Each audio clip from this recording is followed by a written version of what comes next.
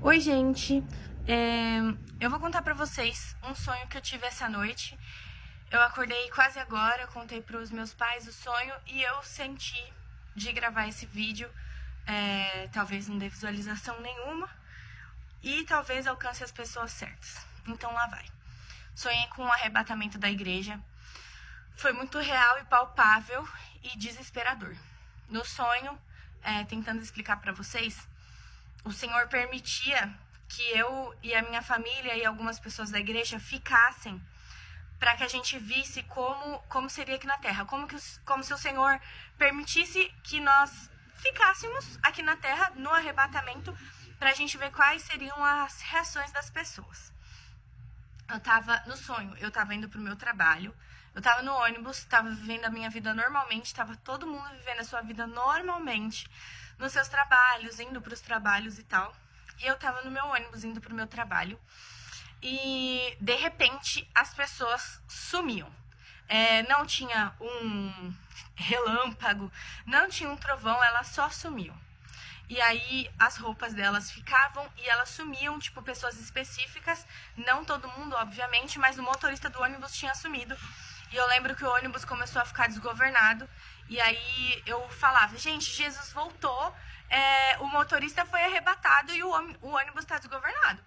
E aí uma pessoa se levantava lá, que não tinha subido, que não tinha sido arrebatada, pegava o controle do ônibus, freava, e a única coisa que dava tempo é da gente descer do ônibus. Aí, beleza. Aí eu desci do ônibus, a primeira coisa que eu fui fazer foi pra casa dos meus pais. Porque parecia que no meu subconsciente, no sonho, eu já sabia que Deus tinha deixado a gente ali pra gente ver o que iria acontecer aqui na Terra. E eu ia pra casa dos meus pais e eu falava, gente, aconteceu, Jesus voltou. Aí eu contava as minhas experiências, como tinha sido, minha mãe contava dela, meu pai, meu irmão, meu marido. E aí, ok.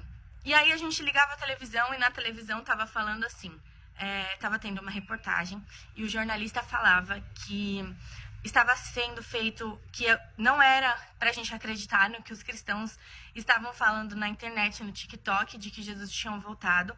Era, na verdade, um teste social que a inteligência artificial estava fazendo com as pessoas no mundo. Eles tinham descobrido ou descoberto, sei lá, vida em outro planeta. E para saber se aquele planeta era habitável, olha que loucura. Para saber se aquele planeta era habitável, a inteligência artificial estava fazendo um teste social com as pessoas no mundo e transferindo elas para outro planeta para fazer esse teste e que era para todo mundo ficar tranquilo, porque logo elas já iriam voltar aqui para o mundo e ia ficar tudo certo e que não era para ninguém se desesperar. E aí era uma reportagem tão convincente que tipo assim, as pessoas começavam realmente a acreditar naquilo, inclusive os cristãos que tinham ficado. Aí foi disparado um comunicado de que era para os cristãos que tinham ficado na Terra se reunir num galpão, que eles iriam conversar e iam ver o que estava acontecendo. Nesse galpão tinham pastores, muitos pastores, tinham muitos cristãos que eram membros, né, de igrejas aí e tal. E aí tinham algumas pessoas que falavam assim, gente, realmente é um teste social, vocês não viram nada glorioso, Jesus não voltou, não houve trombeta nenhuma, então Jesus não voltou, é só um teste social, parem de loucura, vamos continuar vivendo normalmente. Aí tinha uma outra parcela de pessoas que falavam assim, gente, já que Jesus voltou, vamos descabeçar, vamos fazer tudo que a gente tinha vontade, vamos sair, vamos beijar na boca, vamos fazer, vamos acontecer. E aí, tipo assim, reuniu uma galera, uns jovens, assim, eu via bastante jovem quando essa pessoa se manifestou. Eles levantavam e saíam fora e falavam que ia pra balada, que ia fazer tudo que tinha vontade, que tava se contendo e tal. E foram. E aí, no sonho também tinha esposos casados, né, com as suas esposas ali, e eles falavam assim, bom, já que Jesus voltou e a minha salvação não depende mais de mim, eu vou pegar a mulher que eu sempre tive vontade aqui da igreja. E aí, gente, os homens, do lado das suas esposas, começavam a sair e pegar suas amantes, assumirem elas, largar as esposas, iam sair fora, iam curtir a vida com as amantes que sempre esconderam e tal. Aí, ok. Aí eu perguntava assim pro meu pai, pra quem não sabe, meu pai também é pastor, né? E aí eu perguntava, pai, e agora? As pessoas vão continuar fazendo culto, a gente vai fazer culto normal, Aí ele olhava pra mim e falava, olhava pra mim, pros pastores que estavam ali e falava, gente, não tem mais condição alguma da gente ter cultos sem a presença do Espírito Santo. Quem somos nós sem a presença do Espírito Santo? Não tem condição. Aí eu falava assim, gente, vamos nos dividir, vamos pensar um pouquinho, daqui a pouco a gente se reúne. Aí eu me lembro que eu fui pra um quartinho e eu tava sentindo um vazio, assim, como se realmente a presença do Espírito Santo tivesse ido embora e tudo que eu queria era sentir só alguma coisa, sabe? Só um sinal, um arrepio, alguma coisa. E eu falava assim, eu vou começar a cantar. E eu cantava as músicas mais bonitas, cantava santo, tipo, tu és santo, santo. E eu tentava, e eu clamava, e eu não sentia nada, gente, nada, era desesperador. Você cantava, não sentia nada. Até que a gente se reuniu de novo. E eu falava, gente, pelo amor de Deus, vamos tentar louvar junto. Vamos tentar orar, vamos tentar fazer alguma coisa pra gente tentar sentir a presença de Deus. E aí eu tentava movimentar as pessoas pra gente cantar. E a gente cantava mais alto, a gente gritava mais alto. E a gente não sentia nada.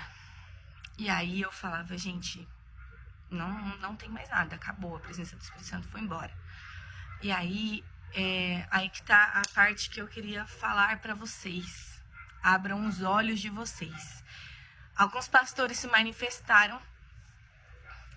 Eu e meu pai tinham falado que a gente não ia mais fazer culto, porque não tem condição de fazer culto sem a presença do Espírito Santo. E alguns pastores falavam assim, gente, mas a gente vai continuar, porque faz muito tempo que a nossa igreja não vive pela manifestação do Espírito Santo, vive de emocionalismo. Então é só a gente continuar com o teatro que a gente estava fazendo. E eles falavam, gente, vocês já não sabem quais as línguas estranhas que vocês falavam? É só continuar. Afinal de contas, eu tenho muita conta para pagar, minha casa ainda tá aí, preciso pagar minhas continhas. Então a gente só vive de emocionalismo a partir de agora. A gente não conta mais com a presença de Deus. A gente continua pregando, continua cantando, continua louvando, falando e acontecendo. E a gente vive só de emocionalismo. A gente continua pregando, fala em línguas de vez em quando, dá uma sapateada. Aí eles falavam, as pessoas são fáceis de enganar. É só a gente contar para elas histórias de que realmente é um teste social, que uma hora Jesus vai voltar e a gente continua até vendo o que dá. E aí a gente falava que não ia participar disso, né, e tal. E aí a gente ia pra casa da minha mãe. Chegando na casa da minha mãe, meu marido falava assim, amor, vamos embora porque... vários postes de energia estavam estourados, então a gente não ia ter luz. Aí ele falava, vamos embora porque vai ficar tarde e vai ficar perigoso andar nas ruas a partir de agora, porque as pessoas estavam muito perigosas, porque estava todo mundo vulnerável. E aí eles falavam, meu marido falava, vamos embora. Eu falava pra minha mãe, falava, mãe, eu não tenho nada em casa, tipo, a gente não tem costume de guardar vela. Aí eu falava, mãe, não tenho nenhuma vela lá em casa. Aí ela falou, eu tenho um estoquezinho, leva essa daqui, deixa acesa só quando necessário. Qualquer coisa, você volta aqui pra casa e fica todo mundo junto. Aí eu ia pra minha casa e foi esse o sonho. Gente, eu não sei se você acredita nisso. Eu sou cristã, eu acredito no arrebatamento, eu sei que vai ser assim. E eu sei que não só assim, vai ser muito pior do que isso, né? Imagino pilotos sendo arrebatados e aviões desgovernados que vão cair, assim como eu no ônibus no sonho, que o motorista não estava mais lá. Então, eu não sei se você é cristão há muito tempo ou se você está desviado, mas abre os seus olhos, porque eu acho que, cara, Jesus está voltando e... abram os seus olhos, gente. Pelo amor de Deus, não tentem ficar aqui. Tipo assim, o inferno não é legal. O inferno não é, tipo assim, sabe, good vibes, igual as pessoas têm falado. O diabo tem usado a vida de pessoas pra falar pra vocês que o inferno é legal. O inferno é igual às baladas que vocês frequentam, não é. O inferno é um lugar de dor e sofrimento. E o diabo quer ceifar a vida de vocês. Não escutem, eu já cansei de ver podcast falando, mas se tal pastor estiver por lá, então eu prefiro descer de tobogã pro inferno e fazer uma festa lá. Não vai ser assim, tá? O inferno vai ser um lugar de dor e sofrimento. Se você acha que você tá sofrendo aqui na terra, você não sabe o que você vai sofrer no inferno.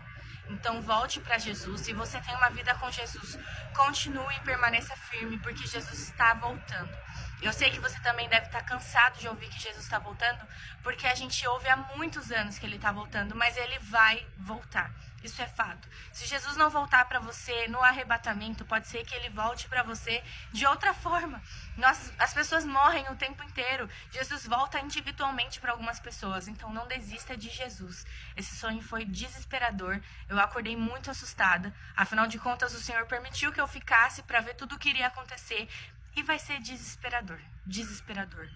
E se você tem filho pequeno, pense na sua salvação, porque se Jesus voltar, o seu filho vai e você fica. Então, pensem nisso. Gravei aqui, vou soltar, não sei quem que vai alcançar, quem que vai ver até o final, mas espero que abençoe a sua vida de alguma forma, tá bom? Um beijo da Gabi.